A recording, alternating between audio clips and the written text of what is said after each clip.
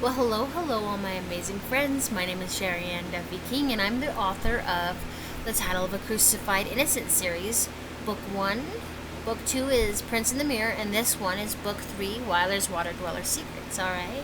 Now, we are going to continue on from where we left off, we left off finishing Chapter 11 of this series. Now, we're going to continue on from Chapter 12. Let's get going, shall we? Now, my beautiful friends, Chapter 12, Midsummer's Noriana. The white sand glistened in the light from the midnight sky. Splashing from Riley's right caught her attention. Riley looked over to the waterfall. She watched as an inner light, neon blue glow appeared behind the water. The reflection of the night sky glittered on the surface. She also noticed that the black, slick stones danced from up high and cascaded to the bottom of the waterfall and followed a tiny stream into the ocean. Alfred walked over to the waterfall and picked up one of the stones, bringing it back to Riley. "Here, try this." Riley took the stones and placed it in her mouth and bit down. At first, the stone was soft and sweet, but the longer it was in her mouth, it turned bitter and nasty. She quickly spits it out of her mouth. "What was that?" Alfred smiled coyly. "Juju bean, mermaid and water dweller food." "Yuck." Alfred laughed at her reaction. "Come with me." Riley held Alfred's hand as he led her to the village of the Norianas, but all that stood was a sign stating that they were at the village. Everything was burnt down. Little skeletons scattered the village ground. Riley walked over and touched the sign. Immediately she was transported to chaos. Riptides of bodies were flung through the air. Screams echoed in surround sound around her. She lifted her hands from the sign and everything vanished. In front of her, in a soft hue, sat a little Noriana that reminded Riley of an Einstein. He reached up to her and gave a blood-curdling scream. It sounded like help. Then he was gone. Riley jumped back into Alfred's warm embrace. Let's go." Alfred led Riley back to the ocean's edge, blew a minty aroma in her face, and they walked into the ocean until the bottom disappeared. Riley was surprised at how she could breathe beneath the water.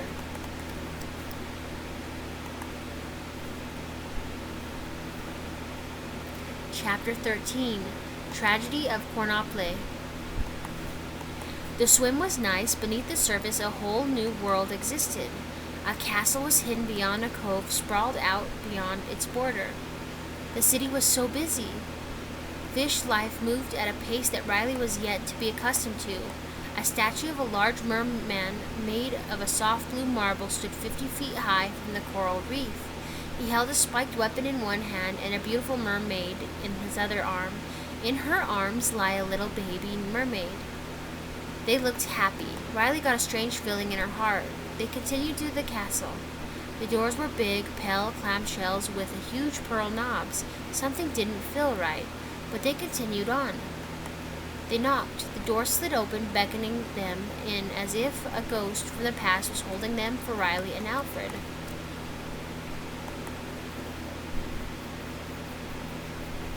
Chapter 14, Maternal Tragedies. Oh, if you hadn't noticed, I'm reading this off of Wattpad because I uploaded it on a Wattpad.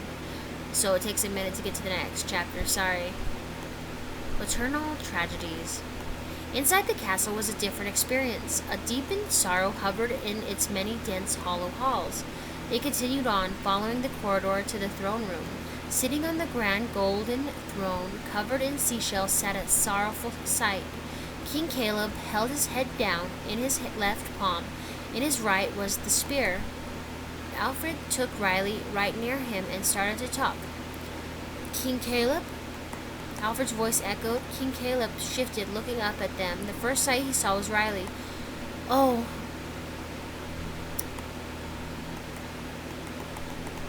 my Ariana has returned." He rushed to her, dropping his weapon, hugging her. After a minute, the king took a deep breath of her, then he pulled away. "You are not my Ariana. Who are you?"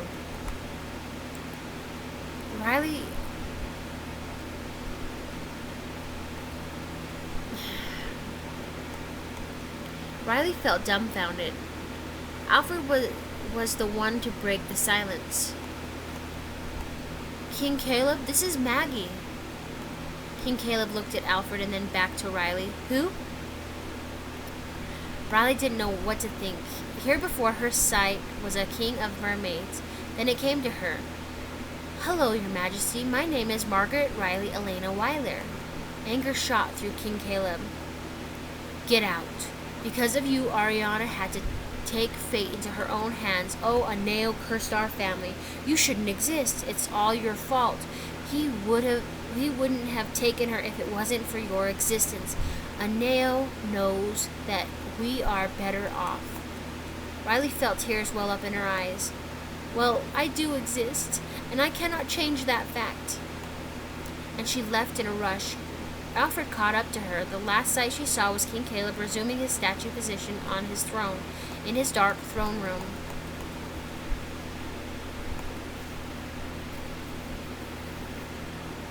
Chapter 15, Catacombs of Chaos. Alfred hugged Riley deeply as she shed her tears. I don't know why I'm crying. I don't even know who that was or why he hates me so much. He was cruel. Alfred looked down at her. Let's go someplace, a place where very few people know. Maybe we can get some answers. They passed the statue. Hold on.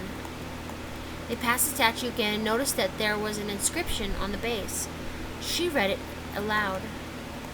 In honor of my beautiful wife Amelia and our beautiful daughter Ariana Evie Trinity Bridgewater Wyler. Waterdweller. A chill ran up Riley's back. She could feel that there were clues about this chaotic world. She just wished everyone would be blunt and tell her what was really going on. How was she connected to this chaos? Come, Riley. Alfred grabbed Riley's hand and led her to the other side of the Cornoblish Mountains behind Cornople. A wall of invisible water blocked their view, which made Riley wonder why. This was perplexing. Alfred pulled her hand to touch the surface. It felt odd. A strange thrumming of electrical currents passed from it to her and back to it. Riley felt the power reaching her eyes. Her view changed. She saw sparks of neon blue, lime, and lavender. A burst of light pushed from her palms and blew open the wall. Shards of ice scattered across the Elven Requiem sanctuary. Riley had so many questions. How was this place to help ease her mind? Overgrowth covered all the dilapidated structures. Riley had no idea how to express what chaos she was witnessing. What looked like a floating ball that hung from a huge coral tree was shattered, and the light that was once inside, lighting everyone's hope, was extinguished. Riley followed Alfred to the main building. Inside, a musky tomb looked back at her. An odd arrangement of body parts stood calcified. The stench was still hanging about the tomb. Beyond the grotesque display, a hallway stretched. Riley left Alfred and followed a soft light that guided her to a wall. It smashed into the surface, disappearing beneath. Riley brushed her fingertips across the spot. A sound and rumble pushed the wall back and split it like an elevator opening. Riley was mesmerized. She stepped into the dark and dank room. Dust scattered everywhere. Something was pulling her into the room, toward a mirror hidden by a velvet cloth. Riley removed the cloth to reveal her face. She brushed the dust off of the surface of the glass. A shock kicked her across the room, where she landed on the bed. It took Riley a few minutes to gather her wits. She sat up, and in the center of the room stood a woman with blackened eyes and a creepy smile. Hello, Maggie. My name is Lorelei. Her face was like an angel, but those dark eyes were eerie. Something about this woman was familiar, as if fate was meant to bring her to Riley. Lorelei pulled a seashell comb from behind her back and reached to Riley to hand it to her. Riley was reluctant to take it from her, but she needed to know what was going on. The dark was nowhere. She needed to be with... Oh, that doesn't make any sense. Hold on, let me think. It's getting late. Riley was reluctant to take it from her, but she needed to know what was going on. The dark was nowhere she needed to be when it came to her fate. It wasn't Riley's destiny to grab on It was Riley's destiny to grab onto that seashell comb.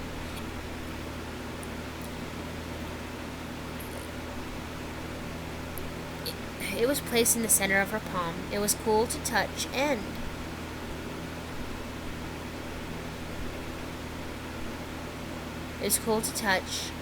heavy. Flashes of another red-haired woman, the one from her dreams, the one from the pool room that she saw reaching for her. Her memories were flooding Riley's senses, like a quiet film that she witnessed from afar.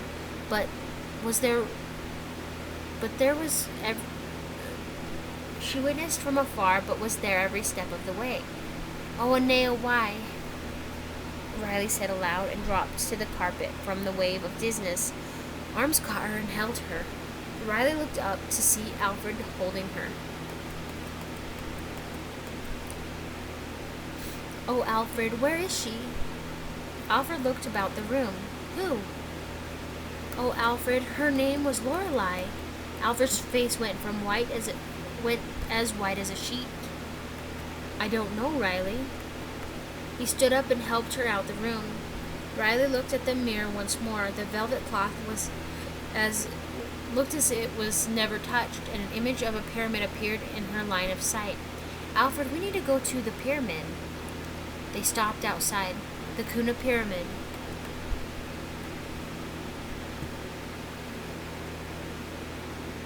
Chapter 16. Hunting a Loony. A deep mist settled across the island of Nori as Riley and Alfred stepped foot upon the shoreline. A warm breeze brushed past Riley, drying her clothes. She looked up to see the mist starting to slowly creep closer to the ground, revealing the twin suns. Riley held her breath for the sheer beauty of this unusual place. They followed the crinkled path of the brush through to a dead tree with leaves scattered around it. Riley stepped up to the tree and touched it in wonder at why it felt dead. When she touched it, a deep sorrow overcame her, and she dropped through a hidden hole beneath her. Alfred dived in after Riley, grabbing her and sheltering her from the fall. Once again, Riley caught her emotions in her throat as she started to fall deeper in love with Alfred. She stood up, releasing him, and took a look around.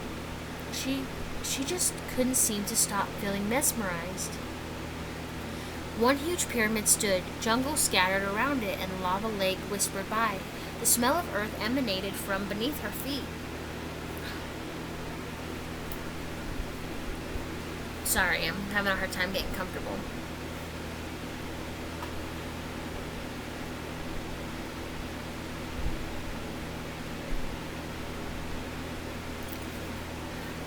Riley walked to the brown stone of the pyramid and touched the side. As she did, she witnessed a horror. A man was beheaded by his brother in front of her.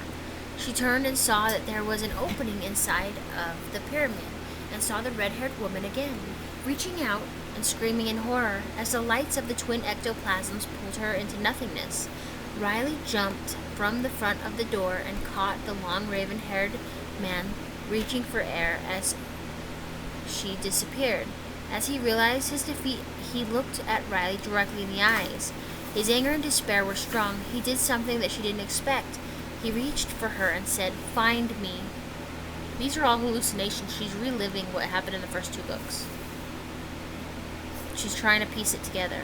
She's got a gift. Yeah. Then he vanished into a smoky haze. Riley could feel his fingertips burning on her flesh. She looked down and had reddened skin that started to bruise. She stepped back again and said, "Alfred, follow me."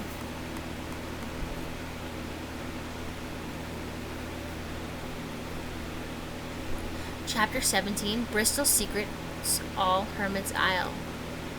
Riley followed the path. She saw the decapitated men fall towards the lava lake. He landed in it and disappeared. Alfred seemed to not be able to see what she was seeing. It's like she was seeing someone else's memories or a ghost of another time period, but she felt strong with the images. Riley reached down and hovered her hand across the surface of the lake. There was no heat, just a cool edge. She touched it, and the lava crawled up her hand and covered her redness and then seeped back down into the lake. She looked at her arm. Her redness was gone, but the horror of that man still lingered in her mind. The lake was safe, so she guided Alfred across to the other edge. Behind an overgrown tree peeked out a door into the mountain. Leading into a cavern, Riley felt like fate was guiding her into a certain room. As Riley entered the room, a figure was turned away from them facing the wall. It turned around.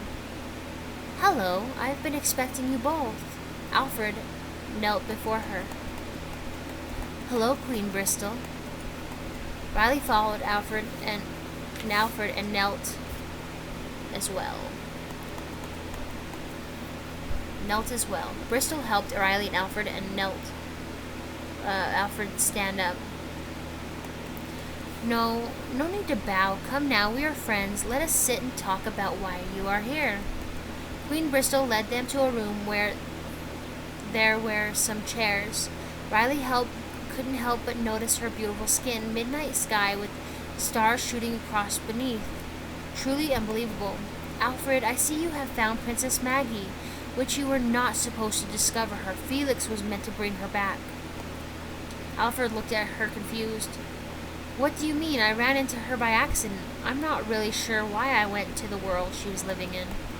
Queen Bristol leaned closer. Dimension cross barriers, mental paralysis.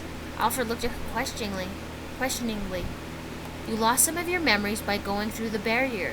The only ones who don't lose their memory are the royal sirens of our worlds or the royal men. Now, explain why Felix isn't here." Riley was confused. "Felix?" Queen Bristol turned back to Riley. "Yes, Prince Felix, one of the 2 sons of Sirach Malutra. Where is he? He was supposed to go and get you and bring you back." Queen Bristol stood and walked over to Alfred and pressed her thumb to his forehead and zapped him. Alfred exploded into a mess of floating bubbles and then came back to his human form. "Is that better, Alfred, now that I have recovered your memories for you?" Alfred responded in sarcasm. "Oh, Aneo, I remember now. I was swimming near the banks of the clearing and heard Felix talk about how he was going to recover Riley and how he found out that the prophecy wasn't about Ariana, Lorelai/Evie, but it was about Riley and that he was going to get her and make her his own. And all I could think of was that she was promised to me by her parents and that I needed to rescue her at all costs because her parents had wanted her to have freedom from this belated fate." Riley looked over to Alfred. She was angered. She was a pawn in these creatures' game of chess. She stood and said, "I need some air," and walked off. Someone's mad. Oh, yes. Chapter 18, Celestial Meetings. It seemed like all Riley did these days was cry. She hated to cry. If there were problems, then she would always find the solutions. She believed in persevering through any situation. The weight of her reality started to crash down upon her. So Alfred came to her because he needed to rescue her from Felix. Yet Felix is Sirach Malutra's son, and somehow the red-haired woman she was having visions was wrapped up in all this mess, and Riley was somehow connected to her and everything here. But why? Riley fell to her knees and prayed to her God. "Oh Lord, please help me understand and connect what is happening to me this day." Riley felt a boom reverberate beneath her knees, and a voice so loud spoke through the smoke. "Riley, I'm here." Riley looked around, and in the corner floated a merman. Blonde, tall, blue eyes, and lean. "Hello?" Riley spoke up to him. The voice spoke from inside her head. "My name is Aneo. I am just named God in your world, but since I have no actual form, I thought it would be best to show you someone whom you are familiar with. Your father, Reed Wyler." Riley sat stunned. You seek answers, and I can only give you 2 answers, so ask only 2 questions." Riley stood up and took to the challenge. 2 questions. That's only fair. Where she was from, God wouldn't speak to just anyone, so she asked, "How do I rescue the man whom grabbed me, and where do I find the answers I seek?" Aneo smiled at her. "He is trapped behind the waterfall of Nori, and the information you seek is under the skull waterfall of Imbala." Then before he disappeared, he shouted, "You will have to pay a price before Aneo if you want that man." Uh-oh. Chapter 19, Hidden Secrets. Riley and Alfred climbed a staircase up from the back of the Hermit Isle underground cavern, leading to the surface of Nori. The steps were cold and desolate, leading to the tomb above the waterfall. The door creaked open, and out they stepped. A warm breeze caught them off guard. To the left of them and the right of the waterfall above the cove sat doors that are hidden behind vines. Alfred ripped the vine coils away from the doors, and with one touch, Riley released a mechanism that pulled the doors and opened them. A huge gust of wind and dust burst from the dark spaces up beyond. Riley stepped in and followed the staircase down to the side of the underground ragged mountain. The banister was cracked in many spots from some disaster that has yet to be revealed. Riley looked and saw a seraph, stone and cold. She was facing the isle on the other side of the lake. Anger sketched all over her angelic face as they reached the bottom. Alfred noticed a black boat resting in the water. "Come on, Riley." Riley hopped in, and Alfred began to paddle them to the other side's edge. As they reached the other side, Riley got a glimpse of the red-haired woman, but this time she wasn't alone. A man stood next to her. Then with a flash, Riley saw the seraph chasing them in a flying boat for a sword up and out of the cavern. Alfred touched Riley's shoulder. "Riley, are you okay?" His touch brought her back to reality. "Yes." Riley got up and out of the boat and saw something standing in the corner of her view. Moving slightly, Alfred turned fast to face the creature. It moved to the light of the cavern and came into view. It was a stone dwarf. "Who goes there?" Alfred kept his guard up as the dwarf started to come closer. "Alfred the Waterdweller and Riley Wyler." The dwarf bowed down instantly. "I'm sorry, we've been waiting for you, but we don't know why you're here, just that you were coming." Riley stepped closer. "Stand up, please. We come about a man I keep having visions of. Aneo told me that I would find him here. He is of huge stature, long raven hair, red balloon-shaped bottoms. We would like to speak to him." The stone dwarf beckoned Riley to follow him. Behind the curtain of stone stood another hallway. The hallway led them deeper into the dwarf catacombs. The dwarf stopped in front of the door. He looked back at Riley. "Are you sure you would like to speak to him? He has been cracked to despair, and if you take him, you will have to make a sacrifice." Riley nodded. "Yes, I will make the sacrifice. I have a feeling that he needs my help." The dwarf stood next to the door, looked at Alfred, and said, "Only she may see him," and the door opened.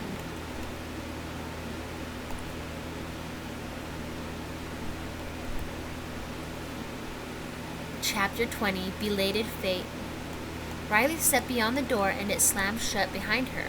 The thought of uneasiness crawled up her skin. In the dim light, Riley could see a hunched figure, bare back and long hair hidden from the world. "Hello, I've come to help you." No movement. Riley stepped closer to the hunched-over figure. She placed her fingers on his flesh, and a spark ignited, sending her across the room. She could hear screams. Images of red-haired women appeared again, more distinctly images that were distorted and full of unfulfilled heat. A deep passion this man had for her. He stalked stories of her for all of his life, and into finding her on the balcony and bringing her back to this world. Watching her cascade out of a window, the ocean sweeping her away, Riley was overloaded with images. Someone touched her on the shoulder. The touch brought her back to reality. "Who are you? I know you." The man had a long beard, and his hair was unkempt, but danced around his slender hips. I'm sorry, my throat's dry. Let's pause for a minute. Because she's admiring his slender hips and whatever, right? Alright.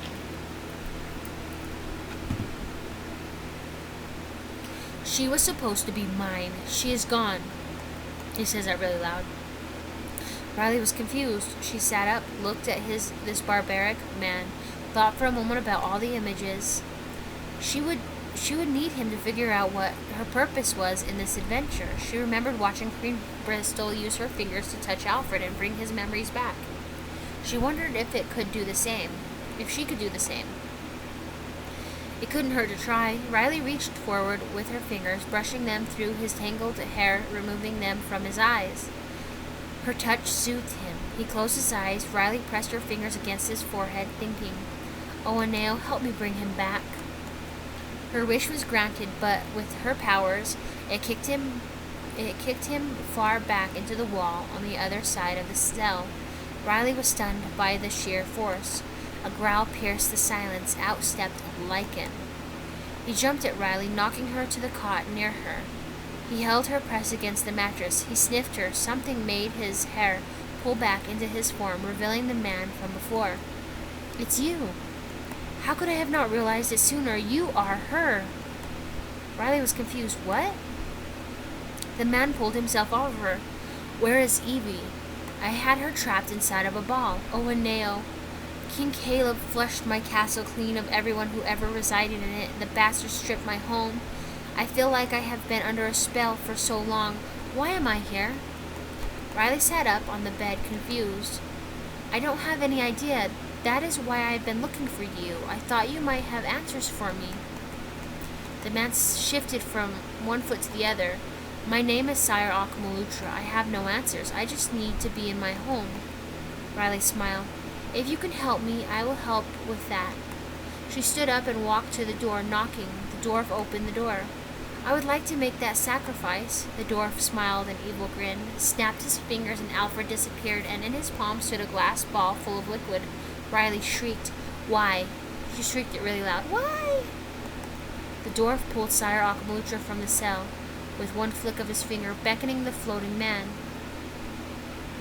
Snapping his fingers, "Be careful what you wish for," echoed from the dark. Uh-oh, she made a sacrifice. Chapter 21, Shadow Watchers, Part 1. Felix watched from the office as Riley and Alfred dived into the pool in an embrace. Anger flushed his senses. He was patient. He waited for the girl on the balcony to run from the room before he proceeded to follow Riley into the other world. He walked over to the edge of the pool and dived in, leaving a huge light to pull him in. When he reaches the shore of Mbala, he decided to meet with Ollivander and get help locating Riley. The trek under the twin suns warmed his clothing.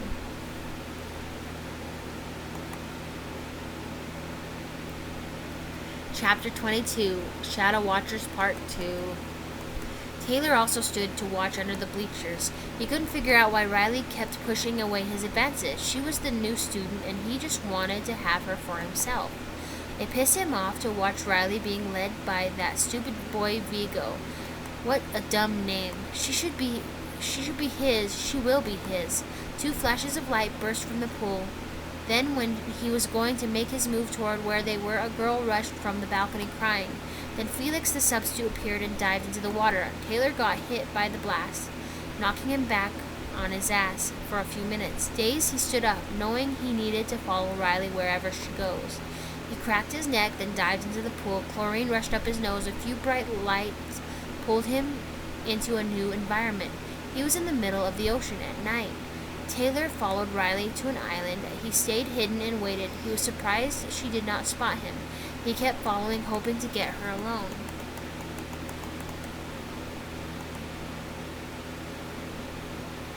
Chapter 23, Meanings of Fate.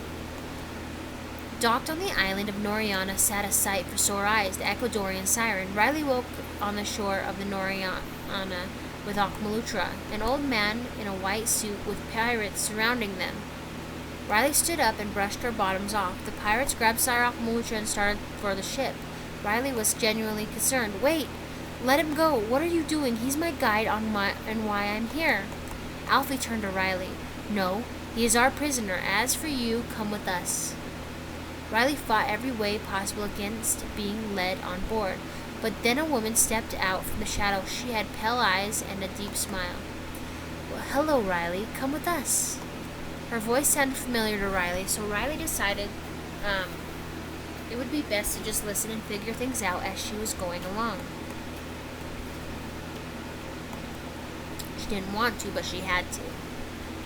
Chapter 24, Sirens Arise. Riley sat across from Alfie and Lucinda, confused by what was going on. You must understand that this is a lot to take in. How can you just take Sire Akmalucha from me? I need answers from him. Alfie shot Riley a look that was sharp.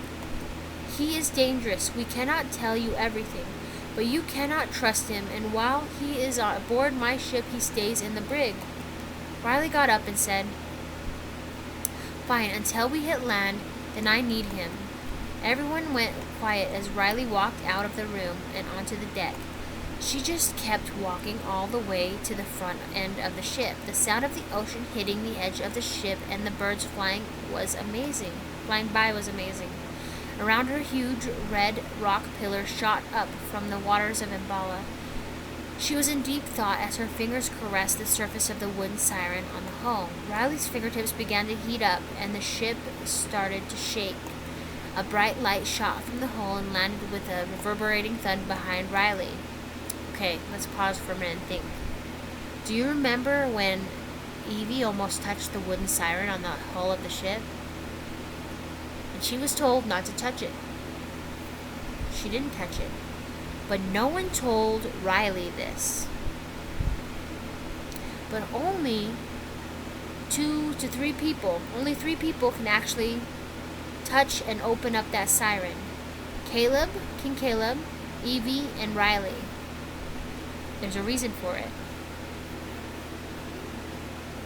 She turned to face a woman, long black hair.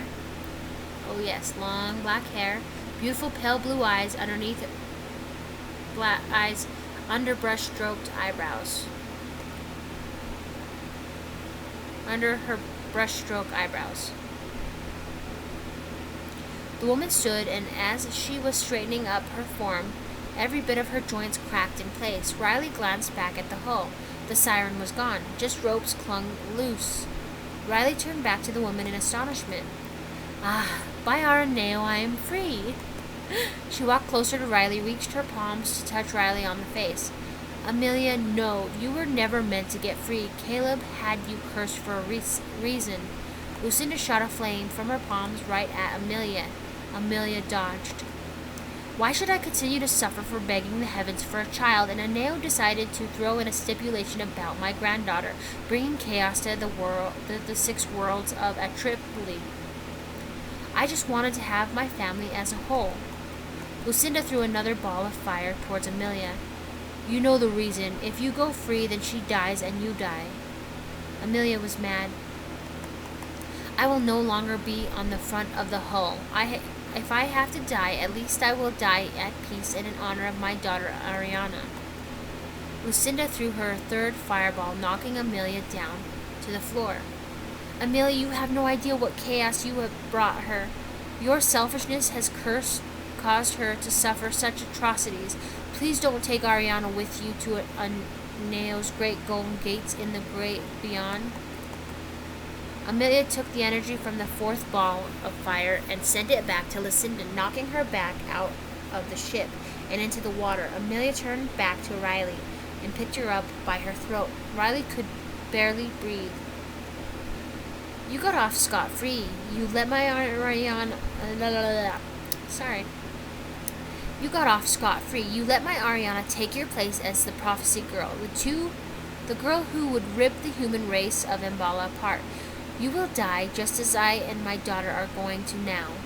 Instinct took over, and Riley reached up and touched Amelia on her forehead and prayed for not herself but for Ariana.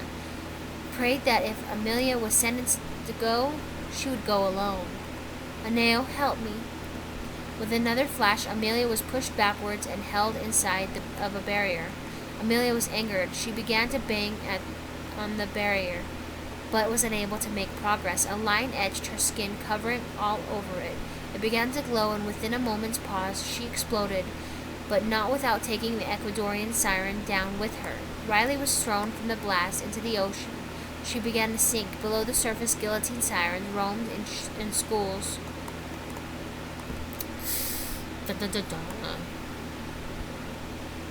Chapter 25, Sinking of a Refuge. A siren spotted Riley, and with teeth bared for a bit, Riley was terrified. She tried to swim away, but a piece of the wood and rope that held Amelia to the front of the hull had tied itself around her ankles, dragging her farther down under the water. Riley closed her eyes, expecting it to attack. A hand grabbed onto her, and when she opened her eyes, she saw that Sire Akamelutra had used his right hand to deck the siren into the face. He helped her get her legs free. Then another siren grabbed onto them, taking a bite from his neck. She growled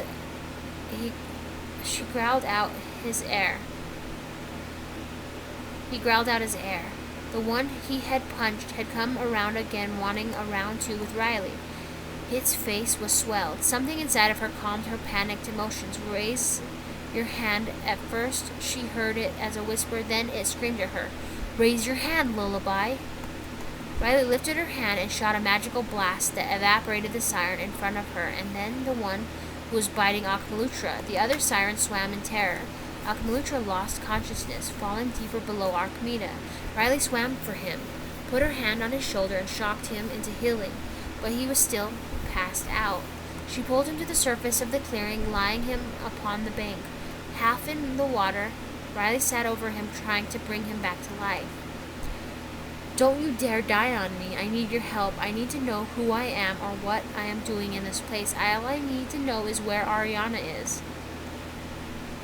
She began CPR. The water from his lungs had been pulled out, but he was still not breathing. She began to cry, holding her head in her hands. Chapter 26, Archimeda. Taylor finally got his chance. She sat next to that native guy crying. Off of the shore of the clearing, the ship was sinking below the surface, and the sirens were taking full advantage. Taylor crept up near Riley, licking his lips. He reached for her, pulling her onto her feet. She was so distraught that she had no idea it was him. He held her in his arms, and for the first time Tyler felt a spark. More than just a passion. Instead of her belonging to him, he belonged to her. He held her, crying for a good long moment before she kissed him with her eyes full of blurry tears. He kissed her back and then started to caress her flesh under her shirt. This time he was more gentle. He wanted to consume all of Riley. Riley's body stiffened up. He opened his eyes to see her eyes full of shock. Began to scream, but he held her tighter against his lips. Her cries were muffled whimpers. A hand grabbed onto Taylor and swung him around to greet a fist to the side of the head. The stun knocked him on his ass. After collecting himself, he saw who it was. It was Felix, the substitute teacher. Riley stood in shock. She held onto her mouth. Felix didn't stop with just one punch. He pulled out a sword and ran at Taylor. Riley screamed in horror. Time stopped. Riley looked behind her at Akamelutra. He stood so close to her that she could feel the heat sizzling off of his flesh. "'Tis fine seeing my sons fight. Tragedy, one might think. But I feel deja vu. You think my brother Iolus and I looked this dumb fighting over Evie?" Riley stood in disbelief. "Stop them. Why are they acting like this?" Akamelutra looked at Riley. "Because of you. You have awoken, and everything in your path will desire you. I just cannot believe that I am not one of those truth-prophesized fools fighting for you. It must be because I fell. I fell hard for a beautiful woman whom took your place." Riley begged him. "Please stop them. This is an idiotic cause. I'm already promised to Alfred. Don't let your two sons fight over me. Please stop them." Akamelutra stepped between them, looking back at Riley, and snapped his fingers. His beard fell off, and time slipped back into place. He caught Felix's dagger with his own, knocking him off onto his ass as well. Both stood shocked. Akamelutra towered both boys. "Knock it off. Have you boys considered what Riley wants? Does she look like she wants to be with either of you? Or that she wants you both to fight over her?" Riley stepped next to Akamelutra, a sheer head length shorter than him. She looked at both Felix and Taylor. In the other world, she never guessed they would have been twins, but in the light of the two sons, she could see the resemblance. "Stop treating me like a wanton object. I am not a toy to be played with. I am promised to another. I cannot deal with you two. I have a mission here." Riley laid her palm on Akamelutra's shoulder. patch of fur pushed out beneath her hand. I need to get to Archimeda.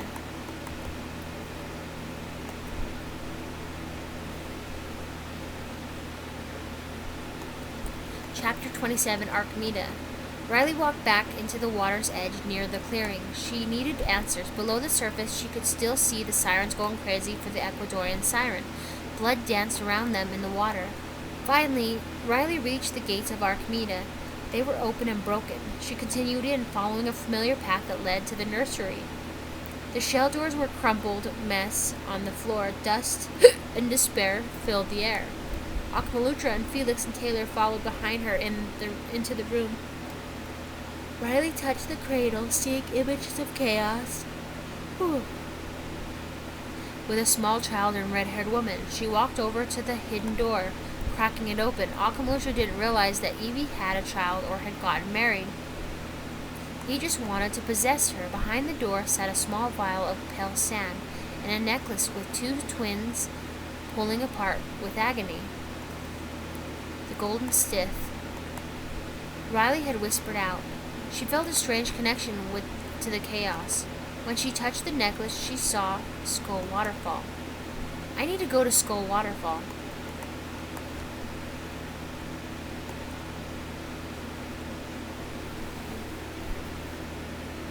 Oh, I love Skull Waterfall.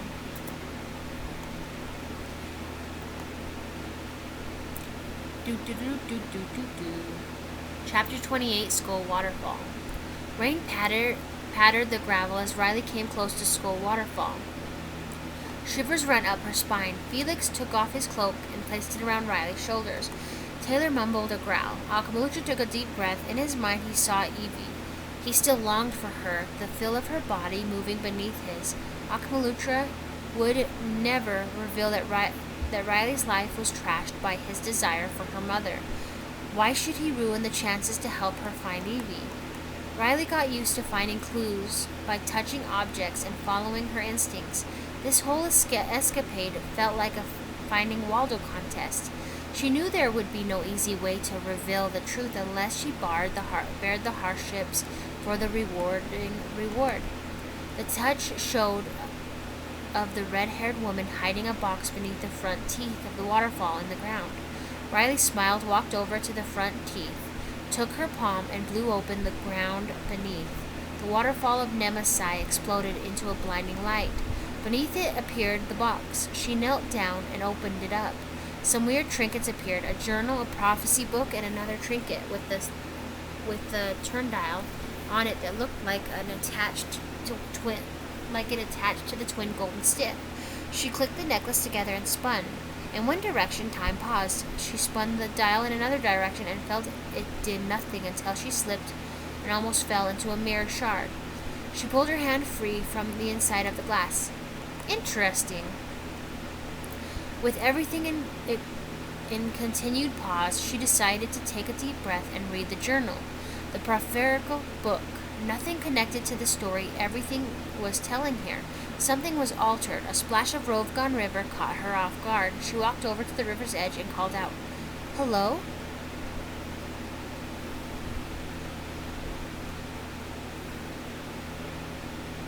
Chapter 29, Temptations of Rovgon River. As she got closer, a light shone from Rovgon River. She looked away from it, and then it dimmed down. Out from behind her in the trees sat a creature of a shadowy existence, eating an apple. "Funny meeting you here, Princess." Riley turned to him. "What do you mean?" He turned to smoke and appeared closer to her from behind, sniffing her.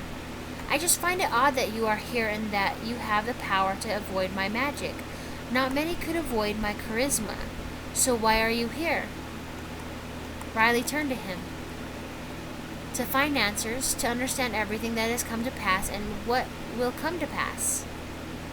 He started to walk closer to her, backing her up into the old willow tree. He was so close, ice chills and fire rippled over her flesh. "If I reveal the truth to you, what would you give in return?" Riley felt like she was under a trance. "What do you want?" He smiled. "You. I want you after this is all over. You will be mine. I have been waiting a long time for you to return to me. Your mother kept biding my time, escaping death and waiting to keep you safe. If the world stays safe, I will. I agree. I'll let you have me. She stretched out her hand to shake on the deal.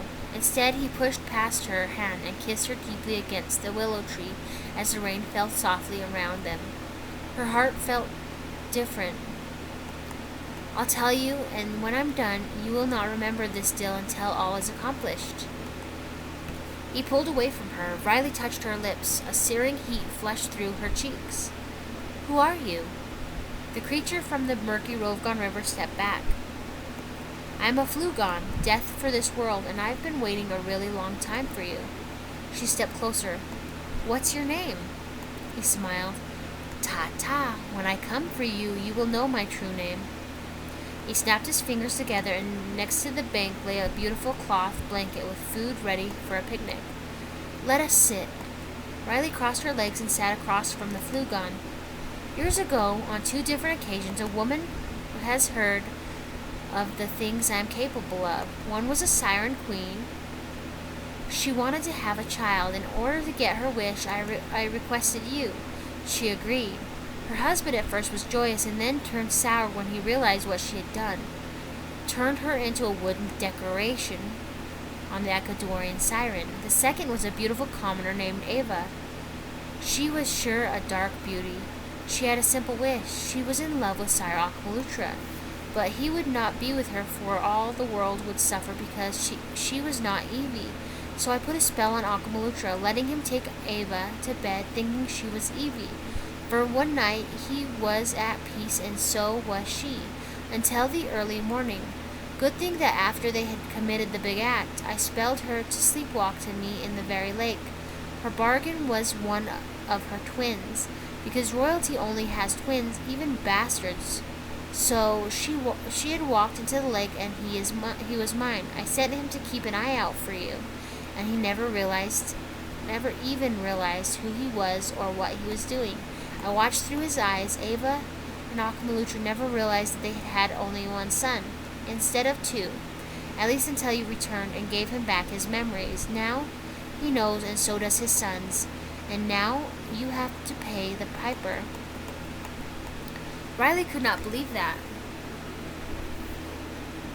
Oh, okay, my back's getting stiff. Riley could not believe that. Okay, but how do I fit in?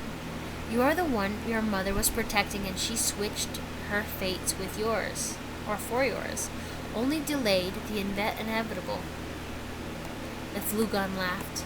Oh, and the promise your parents gave to Alfred about your hand in marriage, when you were an infant, it's been canceled, and so has his life. The Flugon lifted his palm, and in it was a glass ball full of liquid. He tossed it into the air, and it fell to the gravel, shattering into dust. Riley's heart screamed. She screamed Alfred. And the Flugon disappeared into the smoke, and so did any sign he was there. A loud thunderclap awoke in time. Riley balled her fists in anger. No, she screamed into her knees.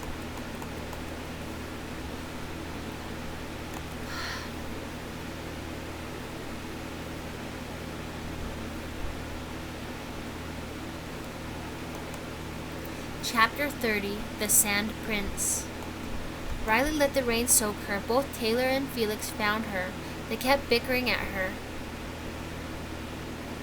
All she could do was think of a way to find Alfred. Riley stood to leave, and Felix and Taylor started to fight. She just couldn't get a break from the chaos. She ran back to where the school waterfall used to stand. Akmalutra grabbed Riley, spinning her around. Are you all right? With the loss of her balance, she fell, releasing the vial of sand. It flew up into the rain and shattered at the base of the waterfall. When it shattered, a lightning strike exploded, exposing a man. Riley got up and cautiously approached the man. He was beautiful, dark hair, beautiful blue eyes. His attire was refreshing. The man looked up at Riley and then to Sire Akmalutra. Anger flashed in his once peaceful eyes. What have you done to her, Akmalutra? The man transformed into a sleek black lichen, ferociously headed for Akmalutra. Riley turned to Akmalutra. He had transformed into a deep brown lichen. Everyone was fighting and no one was listening. Riley left all 4 of them to continue their battle. She could not afford any more chaos.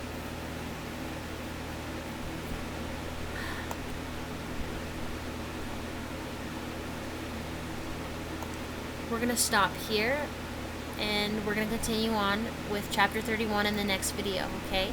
Thank you so much for listening to me. Please don't forget to hit like, subscribe, and share, and join me again for tomorrow's daily, tomorrow's chapter I'm adding in, okay? Love you. Bye.